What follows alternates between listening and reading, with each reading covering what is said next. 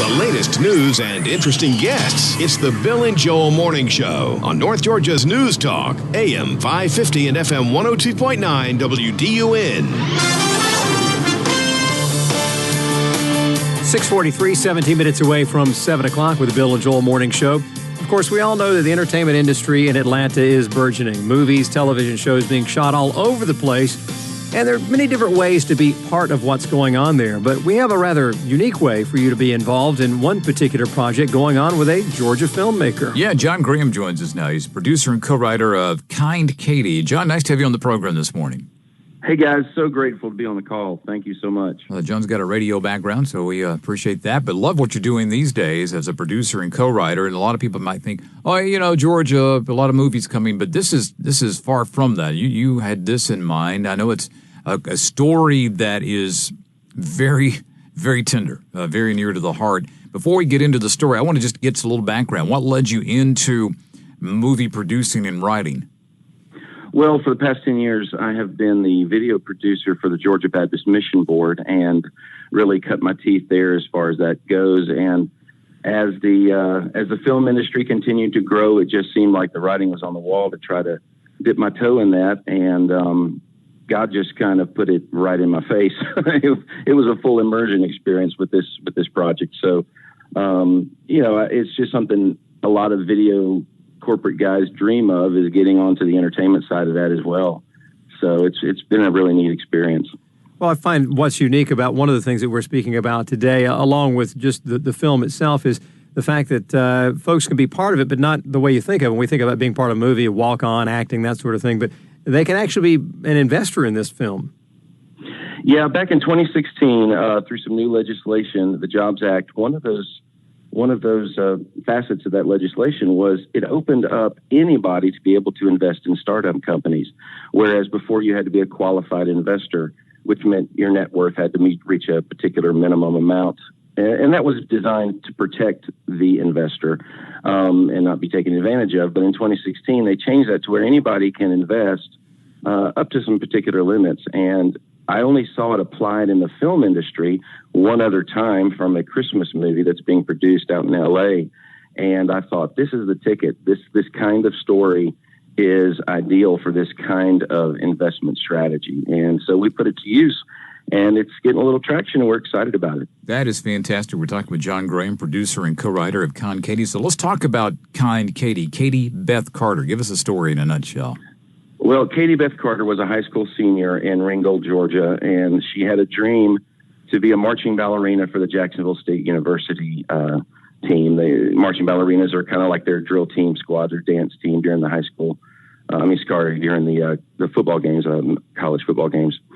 And her senior year, she was expecting, just sort of as a formality, she auditioned for her high school team. She'd done it for several years, and she didn't make the team. And her senior year was kind of marked with setbacks and roadblocks to that dream. And she continued to press on. Her nature was so infectious at school. People just loved her. And she literally was known as Kind Katie. And through the process, Katie Beth actually did make the team. And she went through a great summer of preparation. She marched in one university game and then was tragically killed in a car accident Labor Day 2016.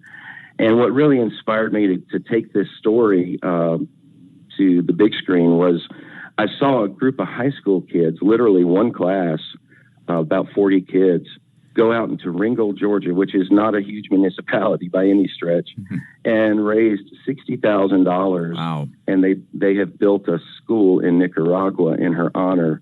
And there's several other things that came out from that. That by far is the most, surprising thing. But she was such a light in that community that it was no problem. People said, whatever we can do to honor her. And so this is just my extension of that. She was a beautiful young lady, and I'm excited about making this film happen. I'm getting kind of weak-kneed here just hearing the story, and I know that everybody who reads the script is one, is Julie Fairchild from Lovell Fairchild and his team PR company called you and said, I'm sitting in a puddle of tears. I mean, this is going to be a very emotional movie. I think it speaks highly of Katie that these things everything kind of came together for her before the end of her life, and yet this is a quick turnaround to do a movie, which I would think, John, really speaks highly of this young lady. I mean, you can't wait to tell the story, right? I can't wait to tell it. It's such a beautiful story, and really, though, yes, it is emotional. It's also, in two directions. You're obviously sad about her death and this young life being taken away. But she lived her life in such a way where she was always investing in others. And she had a keen sense of what is eternal. And that really marked her senior year. She made important, eternal decisions that paid off, and she didn't even know they would, obviously.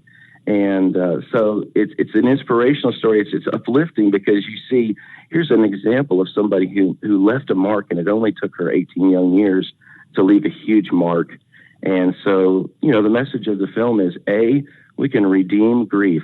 God does amazing, beautiful things, even in spite of our grief.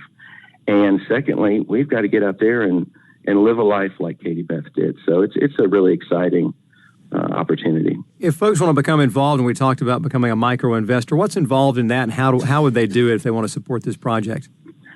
It's really simple. It takes a minimum of $100. That's the SEC's regulations, not mine. And so a minimum of $100 investment.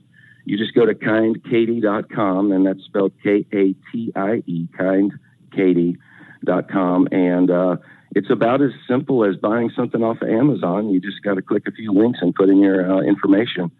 And there's some perks there and things. This is different than crowdfunding because there's an actual return on investment when the film is successful.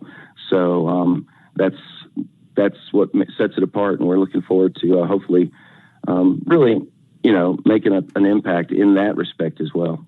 John, I hope you'll get back with us and keep us updated through the production of this and release date and things along those lines, because this is a great story to tell. I'm glad you're taking this under your belt to do that with a lot of other people. And we wish you the very best on this. I mean, in every aspect, we wish you the very best.